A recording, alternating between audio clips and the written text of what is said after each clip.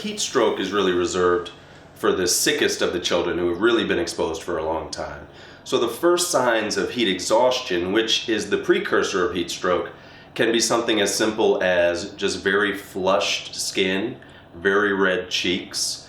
When you get a little warmer for a longer period of time, you're thinking more about vomiting, diarrhea, headaches, and sometimes some confusion or even fainting spells.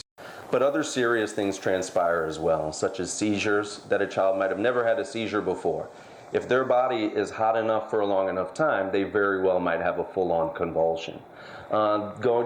Progressing down to a coma. You can have muscle damage or muscle breakdown.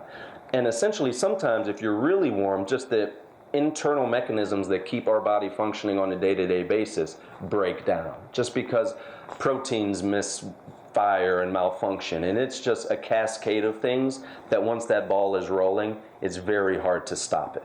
The worst situation, the worst outcome from heat stroke is death. And unfortunately, we do see that here and other southern states in the country, for instance, the children left in these hot vehicles. The whole time frame as it relates to heat exhaustion really has several factors involved, the most of which, or most commonly, would be how hot it is and for how long you're in the heat. But other things figure into it as far as any associated wind, the clothing you're wearing. So really, there is no hard and fast rule of how much time is too much time, but the human body can only tolerate elevations in temperature for so long. And they've seen cases where within 45 minutes is all it can take in certain children or certain humans to become symptomatic with the signs and symptoms we've already talked about. I think waiting for symptoms to show is already a little bit too late. Just like they say, if you wait till you're thirsty to start drinking water, you're already dehydrated. So just drink a lot of fluids, be smart in the summertime heat.